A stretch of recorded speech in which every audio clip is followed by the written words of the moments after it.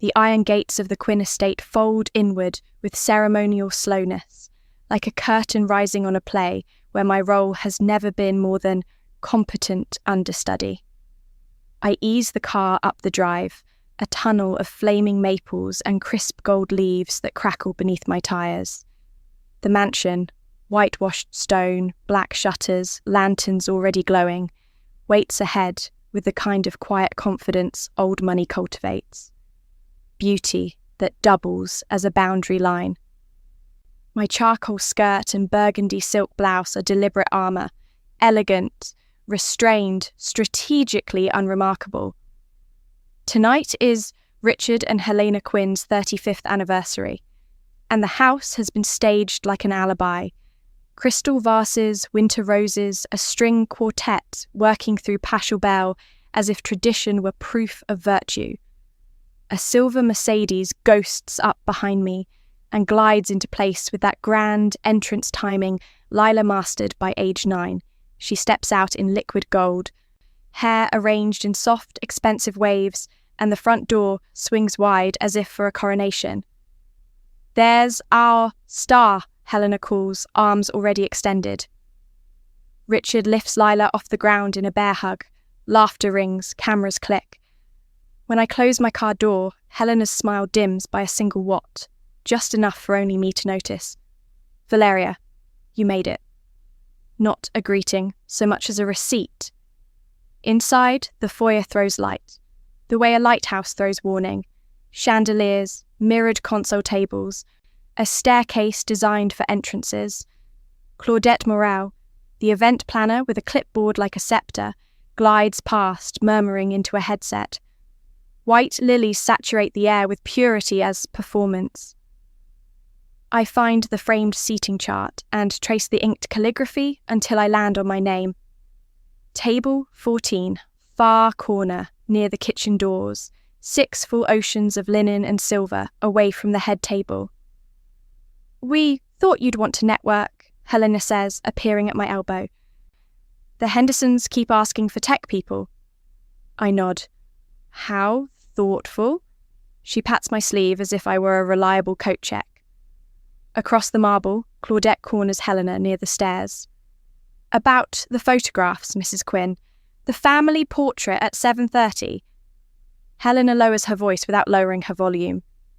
"Yes, we'll need one with just the 3 of us, Richard, Lila and me, for the living room. The enlarged version." The word just lands with the clean edge of a paper cut.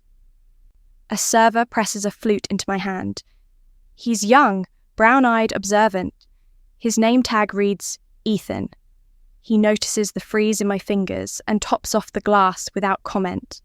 Small kindness, no witnesses. The string quartet modulates. The room fills with donors, neighbours, and the unspoken exchange rate of proximity and prestige. Flashbacks arrive like involuntary muscle memory. 8 years old at the kids' table, while Lila, 5, earns the coveted spot between our parents. Christmas mornings where her gifts sprawl, mine a line. 15, when my debate team won regionals, and Richard congratulated me by asking if the car's oil had been changed. The pattern taught early, Lila as constellation, me as navigation chart. "Valeria?" Richard calls, not quite looking at me.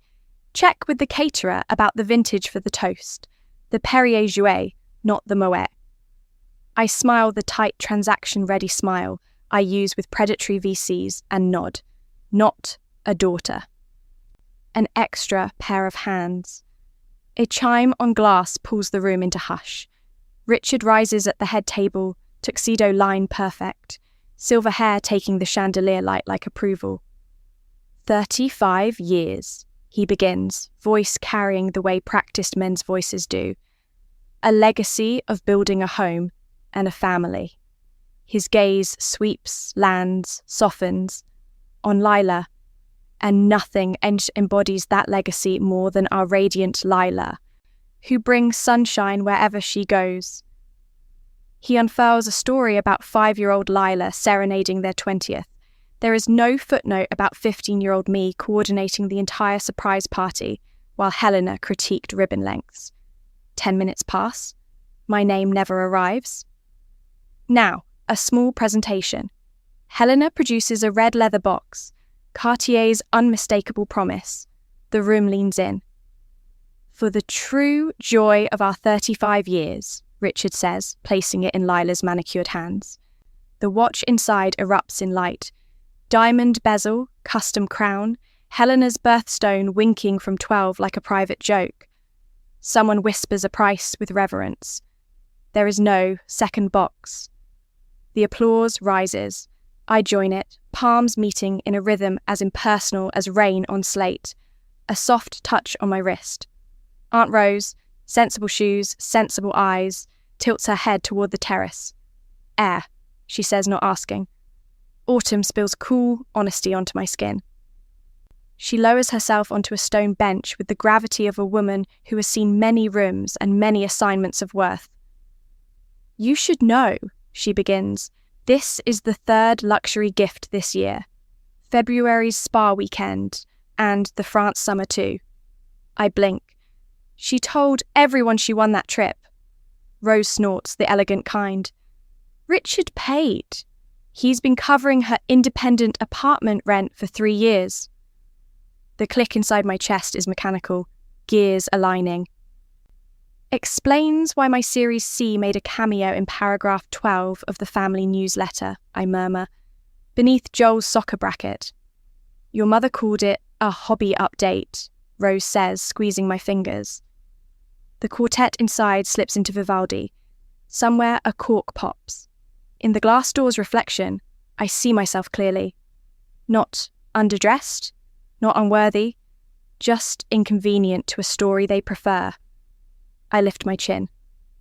The play can go on without me. I'm writing a new script. The call for family photos echoed across the marble floors like a summons from a judge.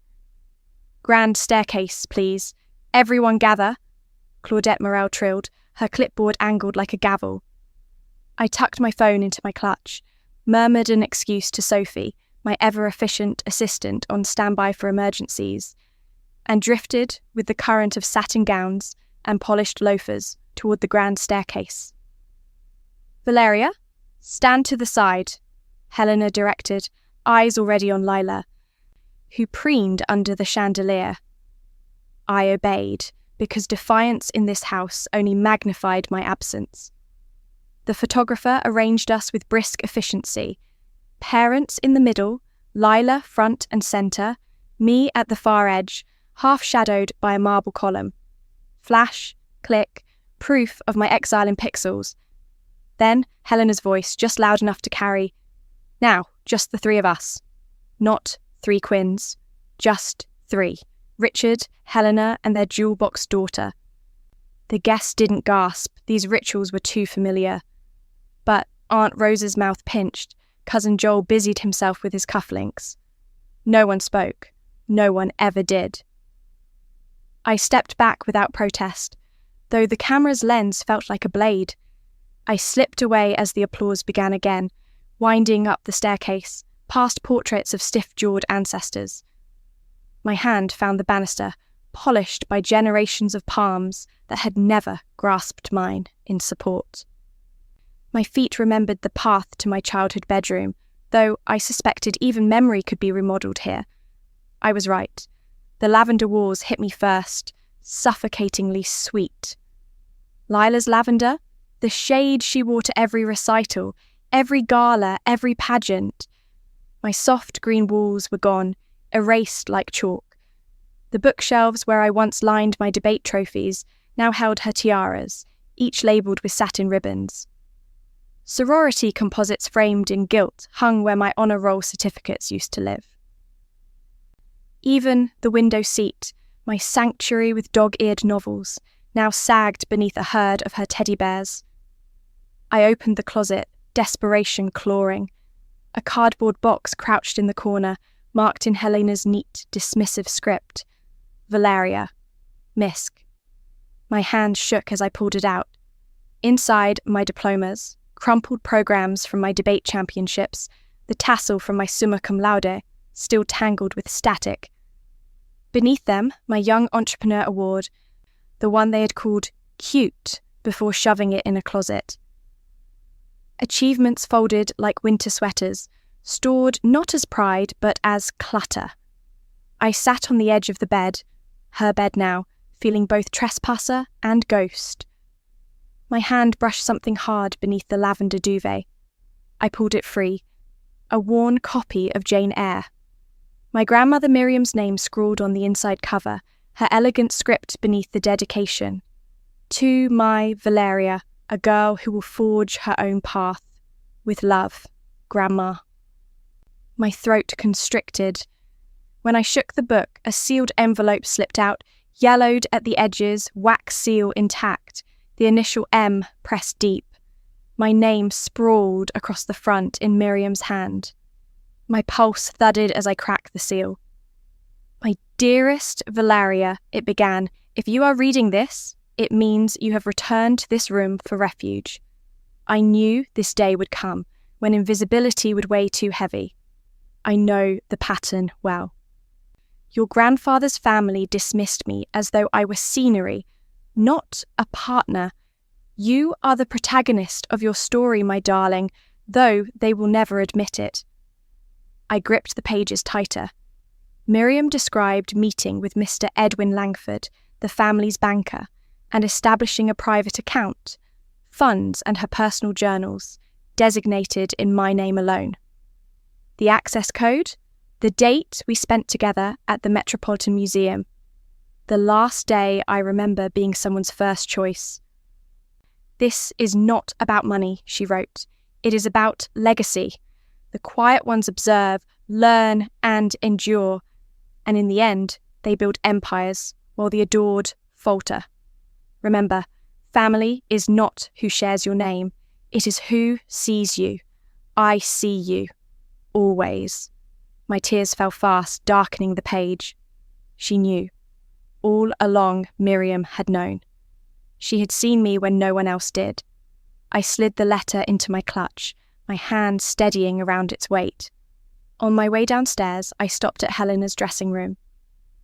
Draped on a silk scarf was Miriam's pearl brooch, one Helena had borrowed years ago, never returned. I unpinned it carefully, fastening it to my blouse. Armour. Proof. The house hummed with laughter below, but my pulse beat to a new rhythm. No longer the rhythm of applause for someone else's life. I was carrying Miriam's words, Miriam's plan, and Miriam's inheritance of willpower. For the first time in years, I descended the staircase not as their afterthought, but as her heir.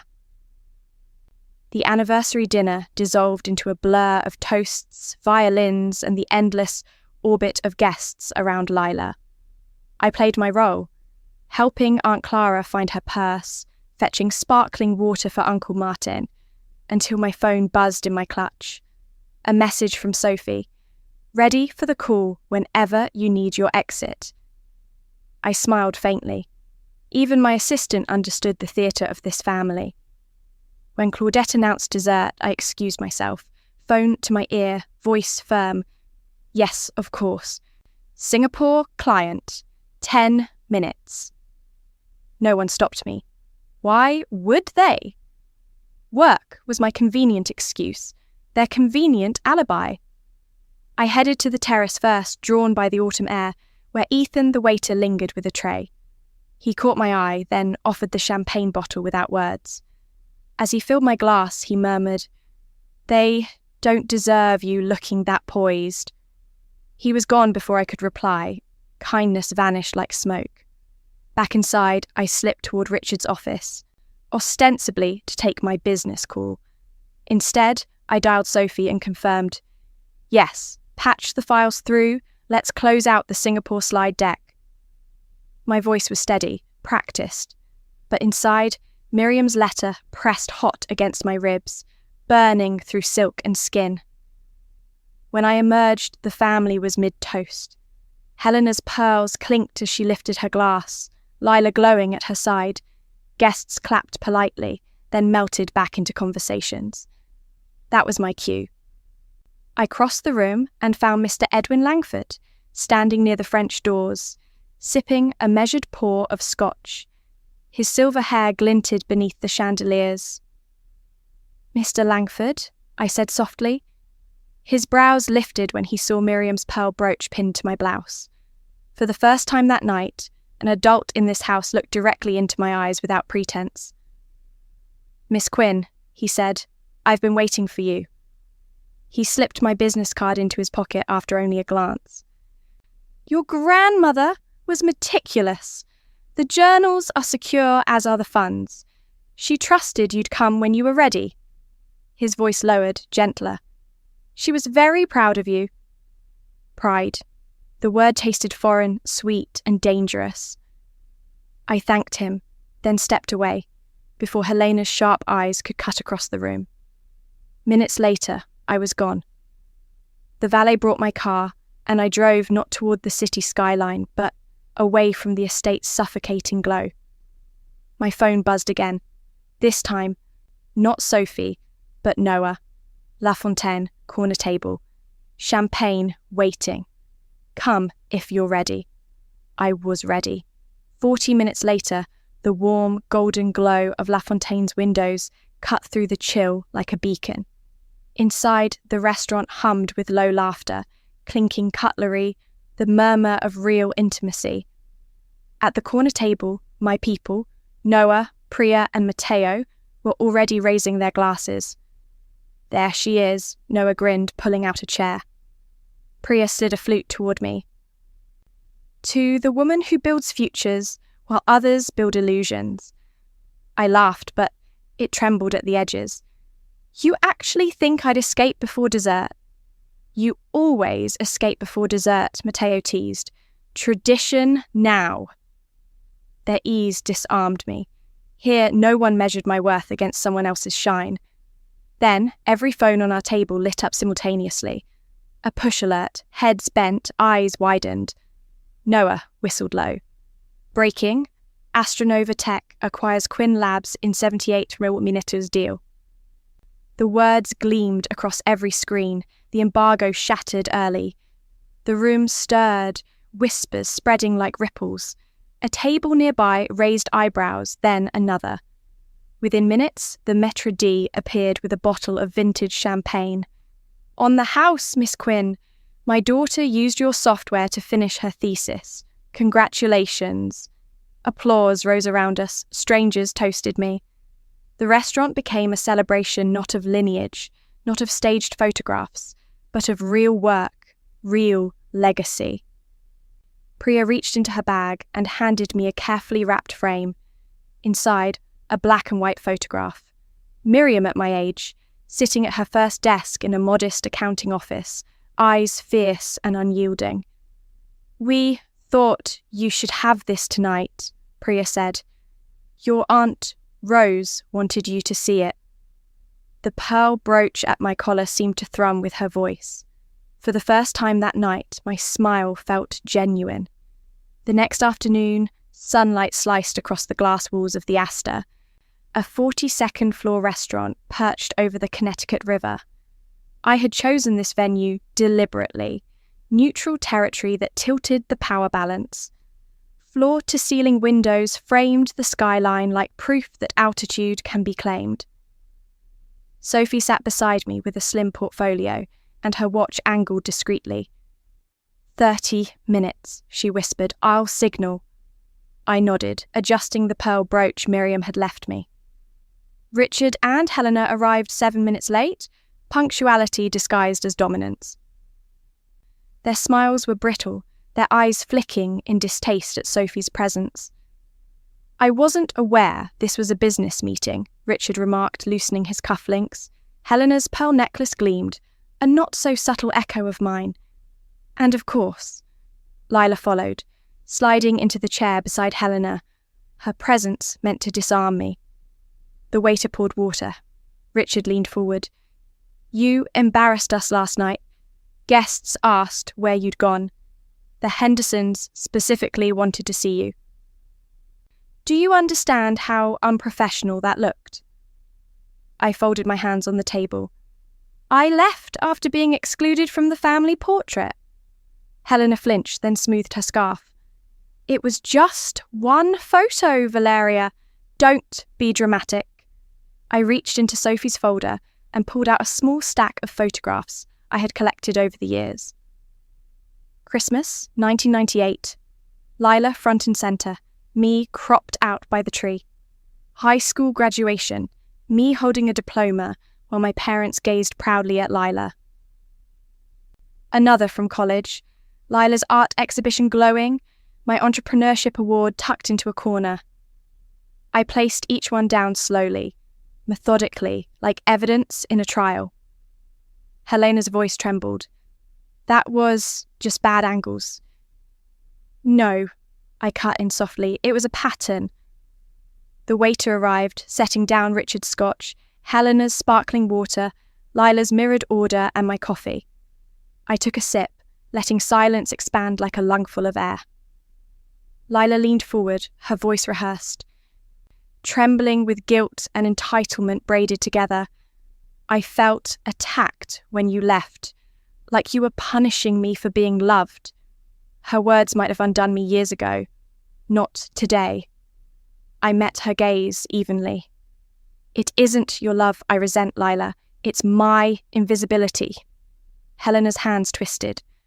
We told people you've been under stress, burnout. They understood. I tilted my head. How convenient. You rewrote my absence to erase accountability. Richard's jaw tightened, his voice hardening. You have obligations to this family. Your grandmother would be ashamed of this behaviour. The laugh that broke from my throat startled even me. Calm, edged, grandmother left me a letter. She recognised this pattern long before I did. She set aside funds, journals, and a legacy specifically for me. Helena's face drained. What letter? What funds? The ones you never told me about. Richard slammed his palm onto the glass table, the crystalware jumping. Playing entrepreneur instead of joining a respectable firm, still desperate for attention just like when you were a child. I leaned forward, my voice steady. My company closed a $78 million acquisition yesterday. The news broke during your toast. Their silence was exquisite. Shock widened Helena's eyes, rage reddened Richard's face, and confusion softened Lila's expression, as though she was seeing our family's mechanics for the first time. I slid my business card across the table. The embossed letters caught the sunlight. Valeria Quinn, CEO, Quinn Labs. If you want a relationship with me moving forward, I said, it will be on new terms. Equal respect, no more exclusion, no more Valeria at the kitchen table while Lila takes centre stage. Richard started to bark a reply. I raised a hand. No, you've had 32 years to speak. Today I've spoken. I gathered my papers, Sophie rising smoothly beside me. My voice softened, though my resolve did not. I would like a relationship, but I do not need one. That's the difference. Their faces froze, shock, denial, tears, all the reactions I once feared. But as I turned toward the elevator, the weight slid from my shoulders like a discarded cloak. The doors closed on their stunned silence, and for the first time in my life, I felt taller than the staircase portraits. 6 months later, the Quinn estate was only a silhouette on the horizon of my memory. A grand house filled with chandeliers and emissions. My world had shifted. In my Hartford penthouse, sunlight spilled across the polished mahogany dining table I'd outbid half the estate auction to reclaim. The same table where I had once sat at the far edge, half invisible. Now it gleamed beneath my touch, laid with Miriam's delicate Wedgwood china, blue flowers curling like vines against creamy porcelain. Not a peace offering, but a reclamation. The doorbell chimed. Noah arrived first, carrying a bottle of Barolo in one hand and a thick folder in the other. He kissed my cheek, grinning. Latest projections for the mentorship program. You're about to change another 20 lives. Not just funding, I said, running a finger along the rim of a wine glass. They need someone who sees them. Miriam's initiative has to be more than money. It has to be recognition. Soon, the apartment filled with laughter and footsteps. Priya, with her irreverent humour, Matteo, with his quiet steadiness, Aunt Rose, with a tray of lemon bars, and even Professor Green from my university days, now proudly sitting on the board of my foundation. These were the faces that looked at me without calculation, the people who never asked me to shrink. In the corner of my office, Miriam's letter hung framed, her words etched into my daily resolve. We choose which chairs matter. I had quoted her in my TED Talk last month, finding worth beyond family validation. Over 300,000 people had watched it already. Messages poured in from women who whispered that they, too, were always the invisible one. For once, my invisibility had become a beacon. My phone buzzed as I arranged the place cards. A text from Lila. They're still talking about you missing Easter dinner. Dad calls it another stunt, but I'm starting classes next week. Community college, I want you to know. Attached was a photo. Faded at the edges, Lila and me on the tyre swing at ages 6 and 9, our arms linked, our laughter caught mid-air. On the back, in her handwriting, we were happy before they taught us not to be. For a moment, my chest ached with something like mourning, for what we were, for what we could still be. I tucked the photo into my pocket, close to Miriam's brooch. Dinner began with no grand announcements, no orchestrated toasts, just conversation flowing as easily as the wine. Noah raised his glass. To Valeria, who built a table that finally fits her. Priya grinned. And to chairs that matter. I stood, pearl brooch glinting beneath the light, Miriam's legacy on my collar and her strength in my bones. To the people who fill those chairs, I said, my voice steady, not out of obligation, but out of choice. The glasses clinked and laughter rose.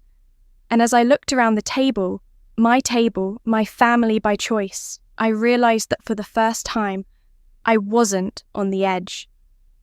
I was exactly where I belonged. It was a Tuesday when Mr. Edwin Langford called. His voice carried the faint rasp of age, but also the precision of a man who had spent decades stewarding Quinn money. "Miss Quinn," he began, "there's a detail in your grandmother's journals I think you should see in person." I met him in his downtown office, a sanctuary of oak shelves and brass lamps. He placed a slim folder on the table.